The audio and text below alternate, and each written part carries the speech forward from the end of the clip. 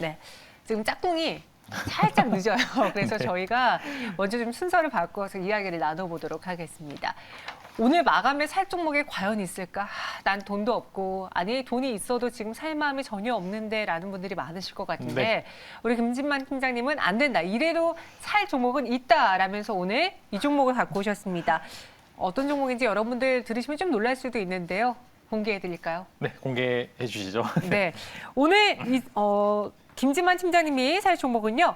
코덱스 코스닥 150 레버리지입니다. 지금 이 시장에서는 더 이상 빠질 건 없다. 이제는 상승을 노려보자라는 네. 의미를 내포하고 있는 거잖아요. 네, 이제 더 빠지면 정말 위험한 상황이 오는데 일단은 악재가 이제 마무리되는 시점이 오고 있습니다. 사실 오늘보다 내일이 조금 더 사기는 좋을 수도 있겠으나 일단은 사실 이제 청약 같은 경우에 특히 이제 대형 IPO 같은 경우 유동성이 굉장히 축소되는 것을 이전부터 많이 보여주고 있는데 에너지 솔루션은 벌써 지금 15조, 20조가 도입화가 되는 모습을 보여주는데 사실 마지막 하이라이트 가장 이제 청약이 많이 몰리는 시기는 내일 오후부터가 사실 제일 많이 몰리기 때문에 아직은 조금 더 시장의 유동성이 축소가 많이 될 수 있지만 그래도 현재 자리는 충분히 베팅을 해볼 만한 자리라고 보이고 있고요. 전체적으로 코스피가 아니라 코스닥을 컨택하는 이유는 상대적으로 이제 코스닥 시가총액 상위권 종목들이 굉장히 많이 빠졌습니다.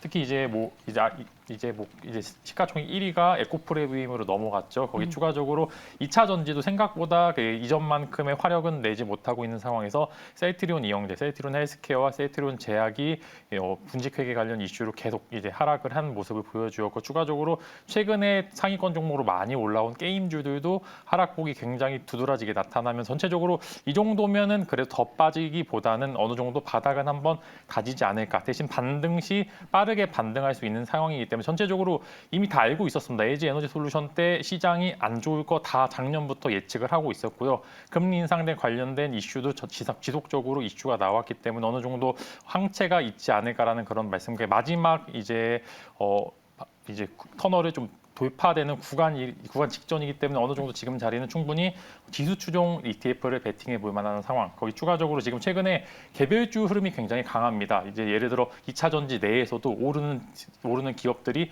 굉장히 이제 몇 가지 안 되는 기업들도 굉장히 많고 특히 이제 로봇 관련주들 오늘 이제 시초 보시면 로봇 관련주들의 흐름이 굉장히 좋았는데 네. 좋은 종목도 있고 안 좋은 종목도 있는 즉 개별주적인 장세가 있기 때문에 오히려 이럴 때 개별주를 잡아서 시장에서 소외받는 것보다 차라리 섹터를 잡음으로써 특히 섹터를 잡음으로써 오히려 좀 이제 리스크 하이 리스크 하이 리턴보다는 이제 로우 리스크 이제 로우 리턴 쪽으로 베팅을 해봐도 충분히 가능한 자리. 지금 자리로는 충분히 하이 리턴도 가능할 수 있는 자리이기 때문에 지금 이제 차트상으로 봤었을 때도 이 정도면은 충분히 저점이죠. 이제 더 이상 무너질 곳이 없습니다. 이제 이전에 한 920선까지 갔던데 21년 5월 때 빼고는 지금 이 정도는 거의 연중 최저 저점을 보고 있고 생각보다 반등 시 빠르게 반등하는 모습도 보여주고 있습니다. 이 라인 때 하락폭이 있었지만 결국에 채널 상단을 건드리는 모습을 보여주었고요. 그만큼 이격도가 낮은 만큼 회복세는 빠르게 지속될 가능성이 크다. 시장에 이거보다 더 큰 악재는 없지 않을까라는 그런 긍정적인 기대감도 추가적으로 보시면 좋을 것 같습니다. 네, 아니 이야기를 들어보니까요. 코덱스 코스닥 150 레버리지 지금 지수 차트를 봤을 때에도 ETF 차트를 봤을 때에도 이전 전저까지 많이 내려간 상황이고 오늘 개인 투자자들의 마진콜과 강제 청산이 제법 크게 발생한 것으로 지금 추정되고 있는 상황이거든요. 그러다 보면 여기서 크게 더 하락할 만한 물량은 없어 보인다라는 게 시장의 또 예측일 수도 있는데 또 어떤 분께서는 아니 오히려 금리 인상 이야기가 계속 나오다 보니 당분간은 하방을 보고 있습니다. 곧버스를 사야 될 때가 아닌가요? 라고 여쭤보신 분도 계세요. 곧버스를 정말 잘못 사시면 정말 이런 시장에서 소외받기 딱 좋을 수가 있는 게 네. 금리 인상에 대한 이슈는 지난해부터 지속적으로 나왔습니다. 어차피 하락할 것도 예측을 하고 있고 3월 이제 어느 정도 예측을 하고 있는 상황이기 때문에 개인적으로는 금리 인상에 대한 이슈는 어느 정도 시장을 크게 움직이기보다는 지금 한국 시장 같은 경우 유동성도 축소가 되어 있는 상황인데 이제 굉장히 안 좋았던 게 개인 투자들이 에너지 솔루션을 너도 나도 청약을 하다 보니까 이제 물량을 즉 매수를 해야 되는 개인 주체들도 사실 좋은 화력을 낼 수가 없는 상황. 이제 악재는 계속적으로 반영이 됐고 에너지 솔루션도 지난해부터 상장 이전에 굉장히 시장이 안 좋을 거다라는 예측도 충분히 했었고 금리 인상도 지난해부터 계속적으로 금리 인상 테이퍼링 관련된 이슈도 계속적으로 나왔습니다. 그렇기 때문에 저는 상대적으로 리스크를 덜할 수 있는 상황. 오히려 인버스 같은 경우 지금 저점이라서 저점을 따라잡기보다는 이제 사실 한국 시장 같은 경우는 전체적으로 지난해부터 데이터는 굉장히 괜찮게 나오는데 시장이 좋지 않았던 모습을 보여주었기 때문에 이 수급 공백만 해결이 된다면은 그래도 단기간은 굉장히 긍정적일 수도 있다라는 말씀 드릴 수 있을 것 같습니다. 네. 지수가 추가적으로 밀릴 수는 있습니다. 하지만 현재 구간에서 무언가 곧버스를 산다든 인버스를 산다든지 보다는 추후에 그래도 지금이 정말 최악의 상황이랄 것이라는 거는 보다는 시장이 상승할 것이라는 거에 대한 가능성이 더 크기 때문에 레버리지를 매수해보자. 오늘 내일 이렇게 매수해보는 게 좋겠다라고 의견 주셨고요. 그러면은 가격은 어떻게 해보는 게 저는 좋을까요? 일단은 원래 13,350원을 제시드렸었는데 현재 이 라인이 끝나서 저는 일단은 분할 매수 오늘 종가 내일 종가 이틀 나눠서 들어가 보시면 좋을 것 같고 현재 지금 이제 20분 지나서 종가 라인 들어왔는데 저는 네. 이 라인 때 한번 1차적으로 충분히 매수하시는 게 좋을 것 같고 단기적으로 목표가는 15,000원 이제 윗갭을 한번 메울 수 있는 강한 반등이 나오게 좀 기대해 보고 손절가로 는 따로 제시드리지 않겠습니다. 이제 내일까지 해서 2차 매수를 끝내서 한 번 정도 이제 지수가 코스닥 지수가 한번 1,000포인트를 다시 돌파하게 될 경우에는 15,000원에서 16,000 라인이 형성이 되기 때문에 그 포인트로 한번 접근을 해보시면 좋을 것 같습니다. 네, 알겠습니다. 목표 주가는 15,000원 선 제시해 드렸고요. 아예 지수 추종하는 ETF를 안 사겠다 하시는 분들도 계신데요. 일단 김진만 팀장님은 오늘 추후를 위해서 1차로 네. ETF 레버리지를 매수해 보도록 하겠습니다. 이번에는 이정민 대표의 마감에 산다 종목 들어볼게요. 네. 조금 숨차지 않으십니까? 괜찮습니다. 경고입니다. 네. 그래도 오늘 시장이 워낙 정신없는 네네. 시장이었기 때문에 충분히 이해하고요. 네네. 마감에 어떤 종목을 또 이정민 대표님 혹시 살만한 게 있을까요? 오늘 살만한 거 너무나 많죠. 많아요? 예, 예. 오늘 뭐 조정이 나오긴 했지만, 각도 잡고, 또 명분 확실하고, 추세 확실하고, 수급 확실한 종목군들은 이렇게 음봉 줄 때가 저점 매수 찬스다 말씀을 드리고요. 우리가 2, 3일 전에 LG 이노텍의 강세와 애플카 자율주행 이슈를 한번 느끼셨을 겁니다. 그리고 나서 이틀 정도 쉬었습니다. 그 이틀 쉬는 동안 급락이 아니라 옆으로 횡보 내지는 도치 캔들 수준으로 5일선 위에 안착되는 패턴들은 저점 매수가 가능하다라고 보여집니다. 저는 그래서 오늘 선택을 한 종목이 MC넥스라는 종목이에요. 2022년도에 다시 이제 도약을 시작합니다. 구동계와 전장 매출 확대가 기대가 되고 있는데 이 삼성전자양 카메라 모듈 ASP죠. 판매 단가 인상이 진행이 됩니다. 이 부분에 있어서 영업이익이 증가될 것으로 기대가 되고 있고 OIS 손떨림 보정 부품이에요. 이 OIS 부분이 점유율이 또 삼성향이 점유율이 증가 추세에 놓여 있습니다. 일단 자율주행이 확대가 되게 되면 카메라 모듈이 굉장히 많이 쓰이게 되는데 기존의 스마트폰 카메라가 3구에서 4구 정도의 렌즈가 들어간다고 한다면 자율주행은 10구에서 15구가 들어갑니다. 자율주행 쪽은 한 구당 ASP가 3만 원에서 5만 원이 책정이 되어 있기 때문에 자율주행이 거동이 되기 시작한다면 매출액 다변화는 뻔한 성장이 담보가 되어 있다 보여지고 있습니다.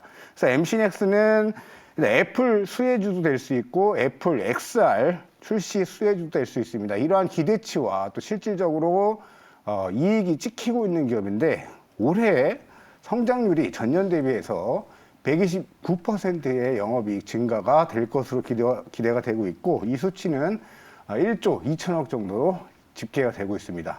약간 아직 숨이 고르지가 못하네. 죄송합니다. 네네. 네. 그래서 MC넥스를 매수해보자라고 해주셨고요. 가격 전략으로도 한번 보면은 목표 주가를 6만 원으로 제시하셨어요. 네. 요거는 좀 차트를 보면서 네. 설명을 좀 드릴게요. 일단 눌림목에 한번 한 차례 들어갔다가 MC넥스가 반격을 멋지게 줬죠. 이틀 전입니다. 20일 이동평균선을 장악한 이후에 확대를 해보게 되면 5일선 위에 안착이 되는 흐름을 보여주고 있습니다. 제가 말씀드린 이틀 동안 쉰 부분이죠. 저는 전고점 돌파 시도가 나올 수 있다. 전고점 돌파가 되면 이전 고점인 6만 원. 그러니까 목표가를 길게 보고 가는 것이 아니라 시장이 어렵기 때문에 제가 계속 말씀드리죠. 배트를 짧게 잡고 트레이딩 관점으로만 시장을 접근하셔라. 그래서 MC넥스는 매수가 되신다고 한다면 네. 손절 라인은 52,000원을 제시해 드리겠고 최대한 싸게 사셔라. 오늘부터 분할 매수 들어가시면 괜찮다 말씀을 드릴게요. 네, 두 분 모두 오늘부터 분할 매수 의견 주셨고요. 목표 주가 6만 원, 손절가는 52,000원, MC넥스 마감해 사보겠습니다. 그럼 그 외 오늘 시장의 특징 중 지금 동시효과 구간에서 매도해야 될지 들고 갈지 첫 번째로는 에코프로비엠 확인해 볼게요.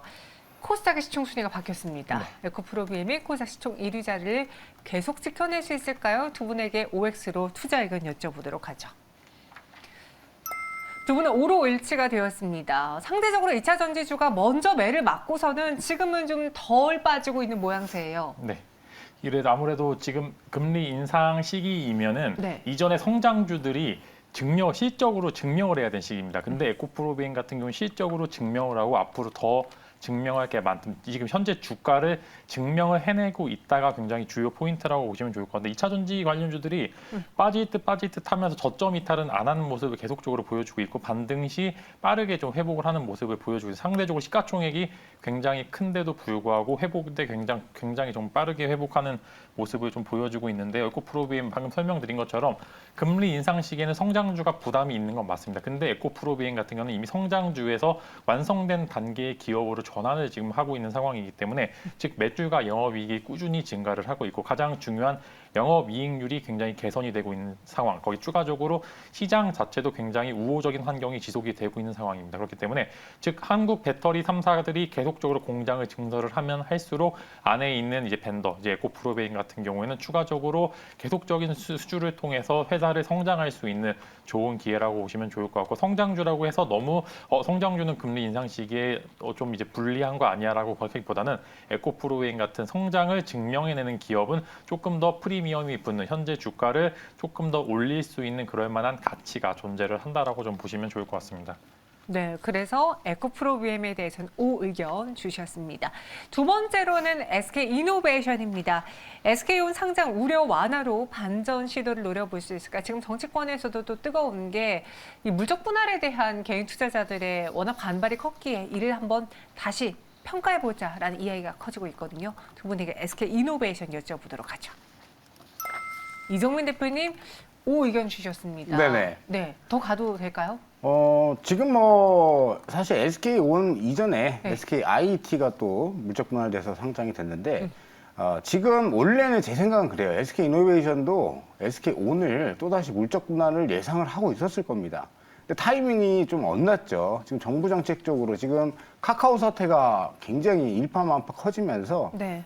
제동을 거는 모습입니다. 정부에서도 소액주주들을 위해서 어떤 대책을 내놓겠다, 법안을 만들어서 내놓겠다라고 이야기가 나오고 있을 정도로 상황이 지금 돌아가고 있기 때문에 섣불리 SK온 물적 분할은 안 될 것이다. 그것에 따른 반사이익은 SK이노베이션이 충분히 가져갈 수 있고 이것보다도 아마도 LG에너지 솔루션, 자 이제 오늘부터 청약이 들어갔는데 상장이 되게 되면 아마 시총 90조에서 100조를 예상하고 있죠. 이것 때문에 SK온도 지분 재평가 받아야 된다. 그래서 보통 한 28조에서 30조 정도 이슈가 나오고 있습니다. 이 부분이 이제 SK이노베이션에게 어떤 지분법 평가이익을 통해서 지분 가치 상승을 또 바라는 모멘텀이 될 수 있기 때문에 SK이노베이션은 좀 반사이익으로 상승이 전개될 가능성이 더 높지 않겠는가 말씀을 드릴게요. 네, 마지막으로 빠르게 GS건설 확인해 보겠습니다. 지금 건설주들의 투심이 많이 악화돼서 SDC, 현대산업개발 외에도 다 밀리고 있거든요. 네. 이럴 때 GS건설을 포함한 현대건설 이런 종목들은 매수해 봐야 될까요? OX 의견 확인해 보겠습니다.